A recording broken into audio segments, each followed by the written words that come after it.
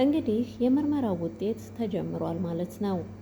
ሀናና እርግብ ወደ ዶክተሩ ገብተው ናሙና ሰጥተዋል። ወይዘሮ ሜላትና አቶ መስፍንም ናሙና ሰጥተዋል። እነሱ ናሙናቸውን ሰጥተው ሁሉም ናሙናቸውን ከሰጡ በኋላ ግን እመቴ እርግብ የተጨነቀች ትመስላለች።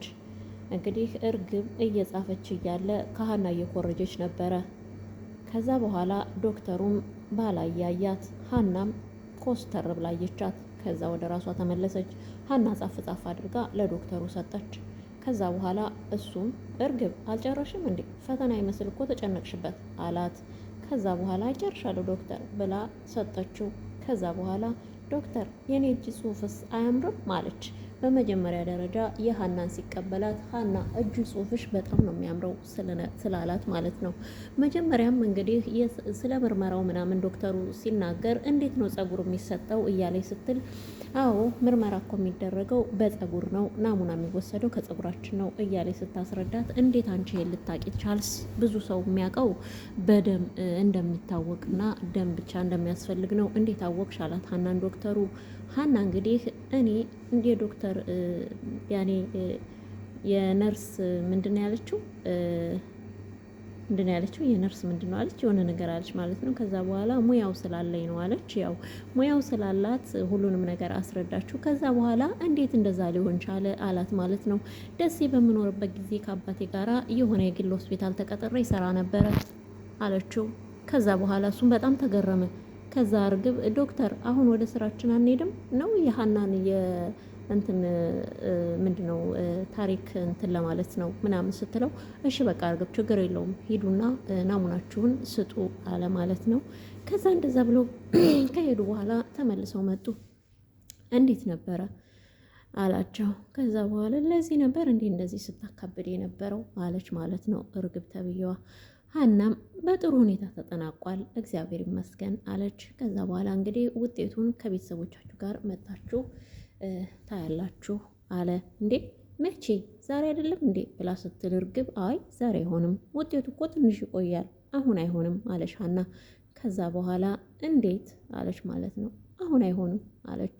እሱም አሁን አይቻልም ትንሽ ይቆያል አለና እንዲሄዱ ነገራቸው። ሲወጡ እንግዲህ አባታቸውን አገኙ ማለት ነው አቶ መስፍንን። ከዛ በኋላ ጨረሳችሁ አለ። አዎ ጨረስን አባዬ አለች የሌባ አይነ ድረቅ እርግቧ ማለት ነው። ከዛ በኋላ ወይኔ ደግሞ እኔም ስሜ እርግብ እኮ ነው። ከዛ በኋላ የእርግብ ሌባ አለ እንዲህ እናንተ ሆ። ከዛ በኋላ ሀና አዎ ጋሽዬ ጨረስን አለች በትትና በተሞላ መልኩ። አነጋገሯ እንዴት ደስ እንደሚል ሀና በኢየሱስ ሁሉ ሰው እንዳንቺ ባረገኝ ብሎ የሚመኛት ሰው ናት። እና ከዛ በኋላ እኔ እናንተ ሄዱ ጋሼ እኔ አባቴ እዚህ ስለሆነ እዚህ እቆያለሁ አለች። ለምንድን ነው እዚህ የምቆዩ? አባቴ እዚህ ሕክምና እየተሰጠው ስለሆነ እዚህ ነው ያለው። ስለዚህ እሱ ጋር ትንሽ መቆየት ይኖርብኛል አለች። ከዛ በኋላ ትንሽ ላናግርሽ ፈልጌ ነበር አለ አቶ መስፍን። አቶ መስፍን እንደዛ ሲል እንዴ ለምን ጋሼ አለች። ከዛ በኋላ የሆነ ነገር ፈልጌ ነው አለ። ከዛ እርግብ እንድትወጣ ጠይቋት። ይህን አክል እኔም አልሰማውን የምታወሩት አለች ማለት ነው። ከዛ በኋላ እህትሽ ሰላም ውጭ ናት፣ ከእሷ ጋር ጠብቂኝ መጣሁ አላት። ከዛ በኋላ እሺ ብላ ሄደች። ከዛ ሀና አባትሽ እዚህ ሐኪም ቤት እንዳሉ ነግረሽኛል፣ ብጠይቃቸውና ባያቸው ደስ ይለኛል አለ። አይ አባዬ ስለዚህ ጉዳይ በፍጹም አያውቅም፣ ስለ ምርመራውም ሆነ እኔ ሰው ቤት እንደምሰራም አያውቅም አለች። ከዛ በኋላ እንዴት አሉ አቶ መስፍን።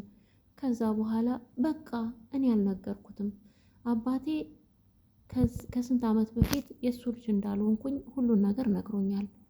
ግን ደግሞ አባቴ ይህን ነገር አያውቅም።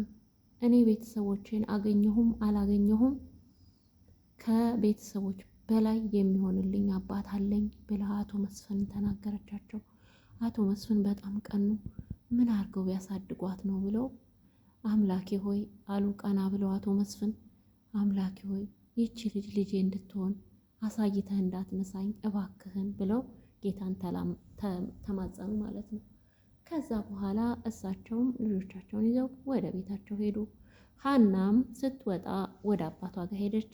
ከአባቷ ጋር ቁጭ ብለው እየተሳሳቁ ነበረ፣ እየተጫወቱ እየተሳሳቁ። እንደው ልጄ ሀና ደሴ ገብተን የሆነውን ሁሉ ነው የምንስቀው።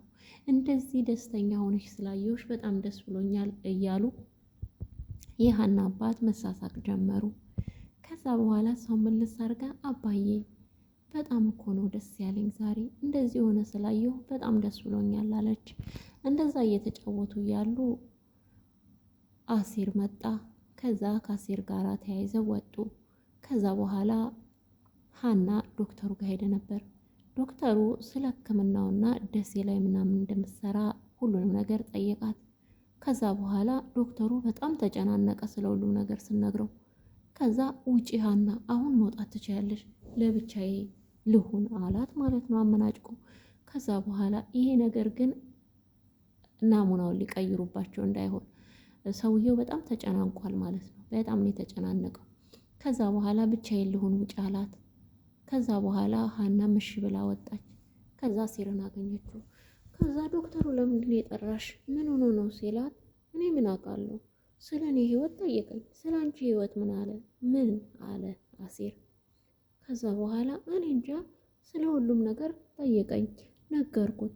ከዛ በኋላ ውጪ ብሎ አባረረኝ። ያሟል እንዴ አለ ማለት ነው አሲር። ከዛ በኋላ ሀናም እንም አላለችም። አሁን ወደ አባትሽ እንሂድ ሀና፣ ጭንቀትሽን በልክ አድርጌ ለአባትሽ እንዳታሳውቂ አላት። እሺ በቃ አሁን ለማንኛውም ወደ አባዬ ሳይሆን ወደ ቤት እንሄድ አለች ሀና። እንዴ ወደ ቤት ደግሞ ለምንድን ነው የምንሄደው አለ አሲር። ከዛ በኋላ እንደ ቤት ሄደን ምግብ ሰርተን እንምጣ። እንዴ አባዬ አባትሽ በጣም ይጨነቃሉ አለ ማለት ነው አሲር። ከዛ በኋላ አይ ችግር የለውም አንዳንድ ቀን እንኳን እስኪ እንደዚህ እንተወው አለ። ከዛ በኋላ እሺ ተባብለው ወደ ቤት ተነስተው ሄዱ። ወደ ቤት ተነስተው ከሄዱ በኋላ አባትየው የሀና አባት በጣም ተጨንቀው ነበረ፣ ልጆች ወዴት ሄዱ ብለው።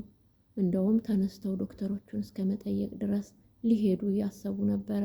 ሀናና አሲር የመጡት ምግቡን ሰርተው ምግብ ይዘው መጡ። ከዛ በኋላ ሲያዋቸው ተመስገን አምላኬ ልጆቼ በህይወት አሉ አለ። ከዛ ወንዴ አባዬ ሞትን መስሎ ነበር እንዴ አለች ሀና። አዎ ያላችሁ አልመሰለኝም፣ እንደ ሁላችሁም ትጠፋላችሁ፣ ይሄ ሁሉ ያንተ ስራ ነው አሲር አሉ። ከዛ በኋላ ተሳስቀው በልና አንሳኝና ወደ መጸዳጃ ውስጥ ቤት ወስደኝ እጄን ልታጠብ አሉ።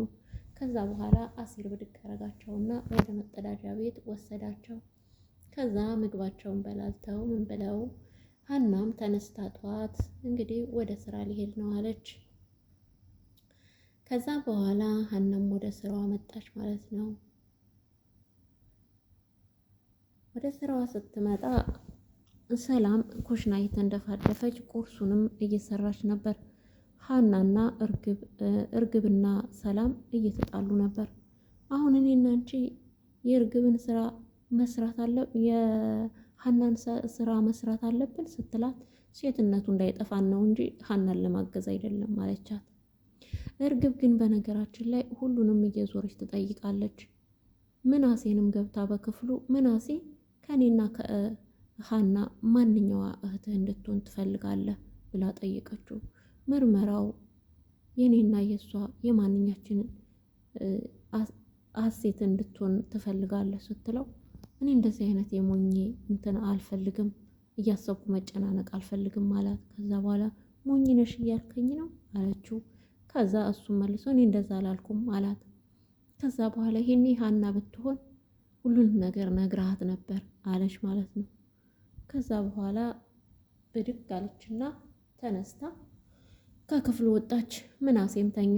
በጠዋቱ ተነስቶ ሰላም ትምህርት ቤት ረፍዶብኛል ቁርስ ሲሌሊ ብሎ ሰላምን ቁርስ እያሰራት ነበር።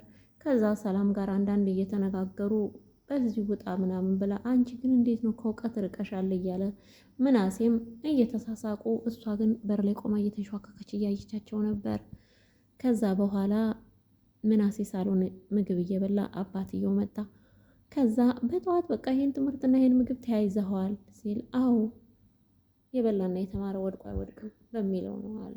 ከዛ በኋላ ትንሽ ታወሩ በኋላ በልተነሳ አሁን እኔ ሜላት ትምህርት ቤት አድርሰው ብለኝ ነው የተነሳሁት አለና ወደ ትምህርት ቤት ይዞት ሄደ።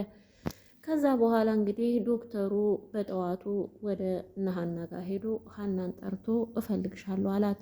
ሀናን ጠርቶ እፈልግሻለሁ ካላት በኋላ ግን የነገራት ነገር በጣም አስደንጋጭ ነበር። ከ400 ሺህ ብር አሁን የታከሙበት ወደ 500 ሺህ ብር ሆኗል። አሁን ደግሞ በጠቅላላ ወደ 300 ሺህ ብር የሚሆን ይቀርባችኋል አለ ዶክተሩ። ሀና በጣም ደነገጠች። ምን አይነት ልጅ ነኝ እፎይ ብዬ የምኖረው መቼ ነው ብላ ከዛ በኋላ ወይዘሮ መላት እኮ ለመክፈል እንትን ብለዋል፣ አንቺ አትጨናነቂ፣ ተስማምተዋል ለመክፈል አትጨናነቂ ያለ ዶክተሩ። ሀና ግን ከመጨናነቅ አልወጣችም።